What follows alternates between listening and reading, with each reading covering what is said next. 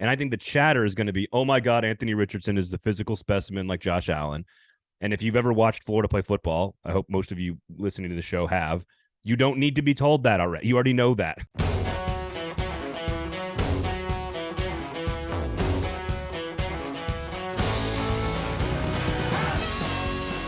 So I think Richardson's going to come away. I think he could come out of the combine as the number one quarterback on draft boards. I would not take him number one. I like him at 3. I still like Bryce Young at 1. I think Bryce Young is going to come out of this thing. Like, I think CJ Stroud's going to end up being number 1 because Bryce Young's going to go into the combine and he's not going to throw. Richardson, Will Levis are going to throw. Hendon Hooker's going to be there, probably going to wow everybody with his interviews. And there's some really elite quarterbacks from the SEC at this event. I think Bryce Young is just, the whole story is good. He's going to fall a couple of slots, not in like GM's minds, because I think everybody knows he's the best quarterback. I think he could fall a few slots on like social media, on the, where websites need clicks, where fans like to scream and yell, like sort of like in the ether of draft coverage. I think Bryce Young is sort of like flies through the weekend, and the only thing anybody has to say about him is that he's just too small and too short, and we don't know about that. And I have him at number 1 on my board. I will have him at number 1 on my board next week, no matter what happens this week. We've talked I don't know how much we want to dig into the combine stuff, but I think you and I have talked a lot about, and even talked before the show today, about how much weight's put on the combine, and that it's really, people on the outside think that the combine matters a lot more than I personally think that it does. But you can definitely, I feel like there's only so much you can, unless your 40 time has improved drastically, right? And your speed, and you're able to show that, or there's ways to go up in the combine. But in my mind, from being there and seeing it firsthand, and I was doing a documentary when I went to the combine with Jawan Williams, and to me, seeing how it operated, that thing's about mental toughness, honestly, more than anything. Yep. They're trying to get under your skin. They're trying to see if you'll admit to things in your past. They know things about your past, that they're trying to see if you'll get rattled. If you get nervous, how do you play? If you have a lack of sleep, how do you play? They'll change your 40 time by 4 hours on you and move it forward to 6 a.m. instead of 10 a.m. when you're in a different time zone at the drop of a dime. So it's a lot about mental toughness. So I'm with you that, on the Bryce Young stuff and everything that you just said. But I do think it's harder to climb. It's harder to climb than you might think at the combine, unless your 40 time has improved a whole lot, or something, very metric, like your strength or your speed. But it is, I think, easier to fall based on how you do under pressure. I agree. And most GMs will tell you this is exclusively about getting to know the player and frankly, their medical stuff.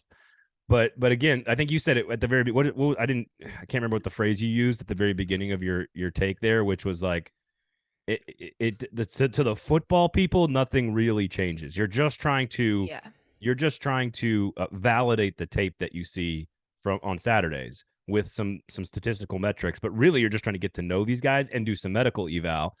So again, like the way the perception of these players changes, because it's all about the media and what's said on Twitter, and here's a little viral clip on NFL Network, and here's this. Like, none of that is an actual NFL GM changing his mind about a player.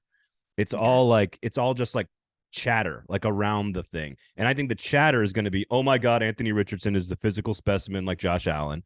And if you've ever watched Florida play football, I hope most of you listening to the show have, you don't need to be told that already. You already know that about Anthony Richardson. I think Will Levis has a lot to prove in every category, both in the interviews, throwing the ball.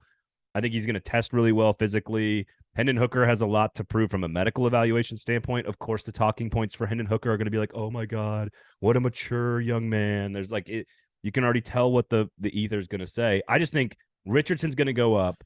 I think Young is going to come down, not in real life on actual draft boards, but in like the media Twitterverse perception of a person. And I think Bryce Young is going to be like, he's not throwing. And they're just going to be like, oh man, he's a little too, he's 5'10" and a half. He's 199. I don't know if he can play. And then every NFL GM is like, don't care.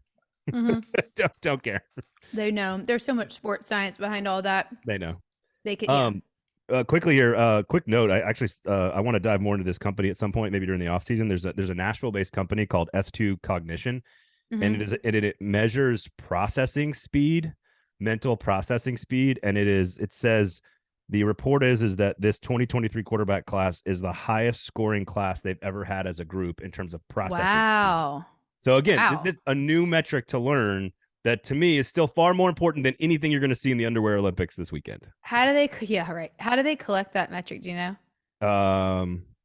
I'd have to dive deeper. This is why I want to dive deeper into the company, because it's all about cognition tests and sort of rapid processing. How quickly and accurately can you process information?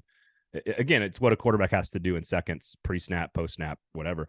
But it's a cool new little thing that they're. Yeah, that is cool. I listen. I'm all for smarter science. Not give me smarter tech, not more tech. Yep, I'm with you. So that's my combine take. Otherwise, there's like a boatload of SEC players that are going to go in the first round. I think Anderson and Carter are both better than the Hutchinson and Walker combination from last year, but we'll see. Mm-hmm.